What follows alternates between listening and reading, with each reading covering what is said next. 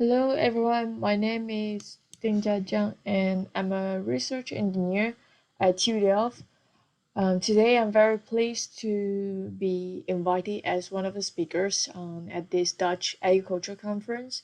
I'm sorry that I cannot present it in Dutch, so bear with my English. So today I would like to present one of our ongoing projects in ROS-Agriculture community, that is to use Farming Simulator 19 as a simulator for ROS. So first of all, I would like to talk about why we start using this video game.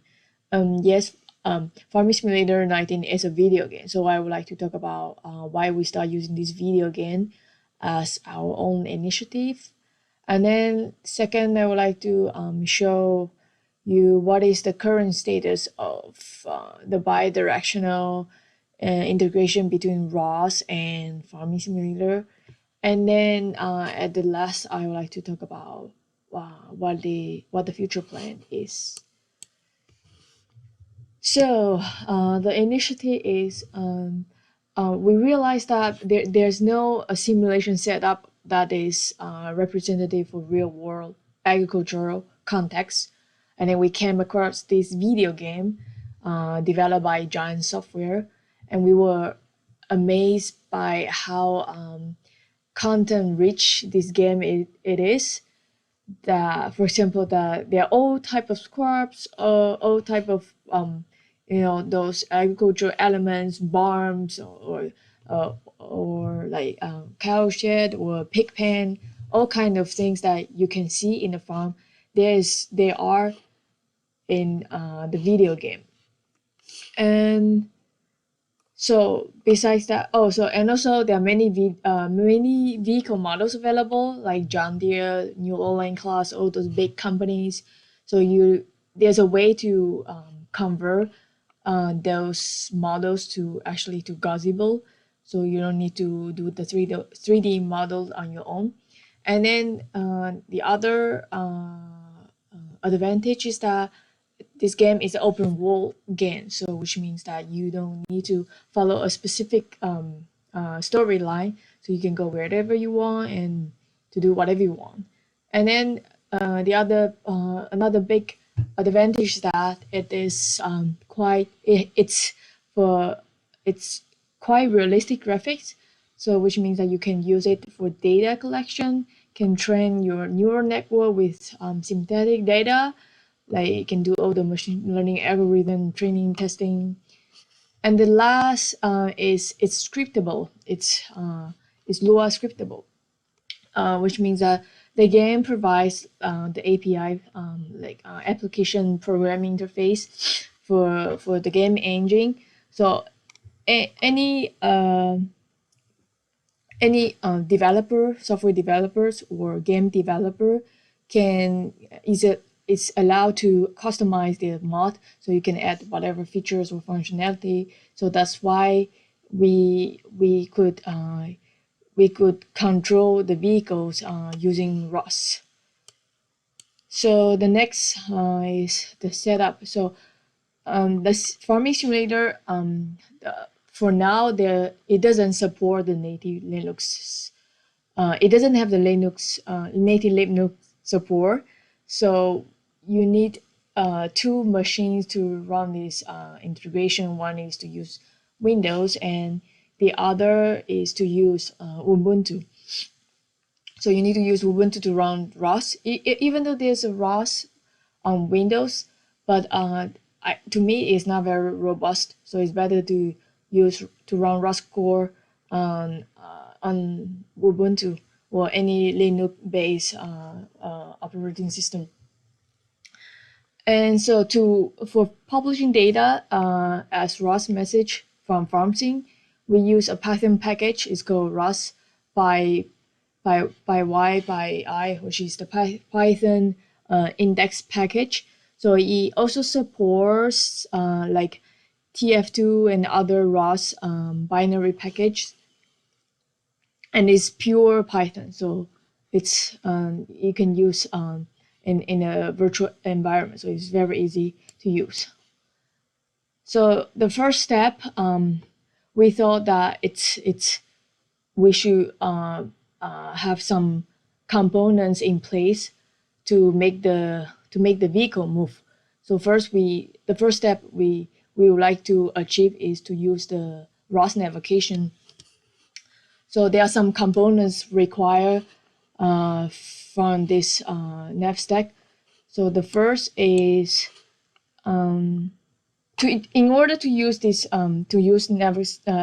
navigation stack, there are some components that need to require from the farm sim. So the first is the transfer configuration, which is a TF publisher. So the first problem is that we realized that the coordinate system in farm sim is different than in ROS. So in farm sim, it's a Y up world, but ROS is a zip up world. So we need to make sure that all the coordinates published as ROS message has to be converted first. And then and the second component is the odometry source. So we essentially odom source essentially it's the location of the vehicle. So we are able to retrieve it directly from the game. So but here we assume usually odometry it's erroneous in nature, but here we assume that it is perfect. And then another component is the base controller, so that we are able to send velocity commands to control the steering and the speed of the vehicle. So combining all the components I have mentioned so far, this is sort of our proof of concept, I would say. Just quickly show because I think I'm already running out of time. So here you can see that these two vehicles are controlled accordingly to the outputs of the joystick. So yes, I was very excited to see the ROS can remotely teleoperate these vehicles in the game. So that is our first step, our first proof of concept. And the next, because I don't have much time and I have quite many slides. The next one is and then in order to perform the ROS navigation stack, there's also another important component, which is the sensor source. So this step took us really long time to come up. So eventually we were able to publish a virtual laser scan using a functionality in the game, the raycasting functionality in the game. And we also think that RGB camera can be used, and we already have the idea, but we haven't done it yet. So that would be a to-do task. And the last would be to make sure all the system clocks are synchronized, because we use there are two machines here. So instead of using the wall clock time, we also publish the simulation time directly from the game. And this is the mod that combining all the components, including the sensor data. This is the mod that oh no, not the mod. Sorry, this is the video. It's also a mod, but this is the video that we have, and we also sort of showcase during the ROSCON. So here, just take some time to run. So yeah, so this demo shows that the tractor can automatically drive itself to a given post goal without any human intervention. So it's really cool to see that. It's a game and it can be controlled through ROS and park itself, and he actually park better than I do. So just using all those regular ROS infrastructure and messages, that was our first demo. And then we also thought that farm sim as a real world, it's not flat. So it includes all sorts of obstacles in 3D, and it would seem more logical and necessary to have like everything in 3D mapping, localization, and navigation. So to achieve this, first is to have a sensor that can detect objects in 3D. So previously there was only a single laser line scan that would have been sufficient. So now we also implemented a multi-layer laser scan by assembling 5 laser scan into one laser scan. And then the second step toward this goal is that we would like to visualize the world in 3D. So first for the debugging purpose, and we realized that it's possible to convert the farm team world into mesh so that we can visualize in RV. So you can see here, it's very cool that there's the difference here is the tram passing. So there's also the tram. So you can see here the vehicles here, and you can detect the tram. Okay, next. So besides using mesh as a debugging tool, we need the actual representation of the environments in 3D. So we came across this fairly new ROS package. It's called Special Temporal Voxel Layer. And the advantage of this package is that it can be used with the current 2D nav stack, and also can be extendable for a future 3D mapping and implementation if there's one. I guess there will be one in ROS2. ROS2. So that will be the good step to have obstacle represented in 3D workspace. And so indeed, you can see there's a short video. You can see there's a nice incremental enhancement. So the world is represented in a more 3D way, but now the nav stack is still in 2D. But with that, it's a good step to work toward the full 3D environment. And next would be so we besides those ROS package implementation with FarmSync, we also explore many other functionalities and implement some servers using ROS. So for example, now we can change the time and also the weather condition, and we also can spawn the vehicle and teleport vehicles, so we don't need to drive for miles just to reach a specific point. And yeah, and also I forgot to mention that, like, for the weather condition, I believe that there's no such ability existing in Gazebo, so that would be a good plus using FarmSync. And later we also try to deploy a Gazebo model to FarmSync world. And the first model we try is a robot platform called Boxer.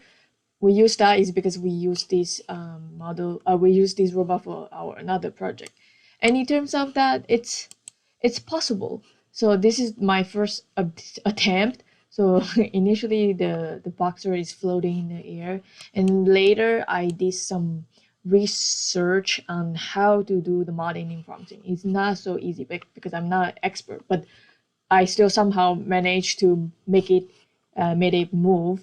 So here's the short clip. It's quite long, so just skip.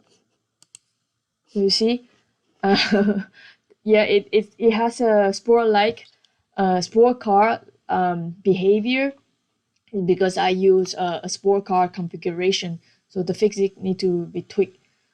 And there's also the lately here the feet pusher. So the modding area requires some experts, but yeah, it's I would say it's totally doable, and it's nice to see that a robot is moving in the game. So I have summed up all the important components and milestones and in our development. And the last topic I would like to talk about is the future work. So eventually, we would like to grow the community bigger, and we would like to expand the collaboration. So we start to think that what would be the possible use cases and applications so that people would like to use this farm sim integration with ROS. So the first use case we have thought is to do the crop detection and the row crop navigation, and there's a pipeline, potential pipeline, and because of the time running, so I will just skip it. But I would like to give a message regarding the second step, which is to train a neural network to recognize plants from synthetic data. This this topic to which is to train a neural network to recognize plants from synthetic data.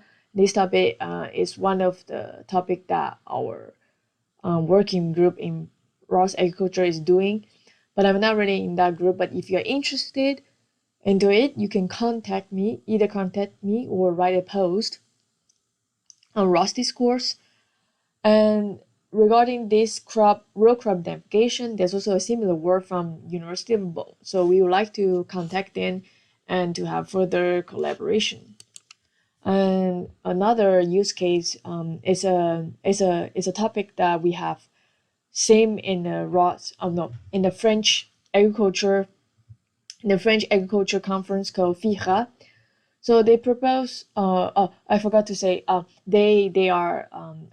I guess it's an artificial intelligence lab in Germany. It's called DFKI. Another German university called University Osnabrück, and they propose a context-aware navigation system in agricultural environments. So it means that in the farm there are different contexts in different areas. So they are like, for example, they are public row and public row in different fields and different crop types and time of day and season and state of an agricultural process. So which result in different like representation and also different planning, path planning, and different execution of a robot. So we think that it's a perfect use case because in FarmSim we have all these elements. So this is so far we have reached, and if you're interested in if you're interested into joining the development team, or if you have any great ideas that this integration can be used in a certain scenario, you're welcome to contact me. That's it. Thank you for listening.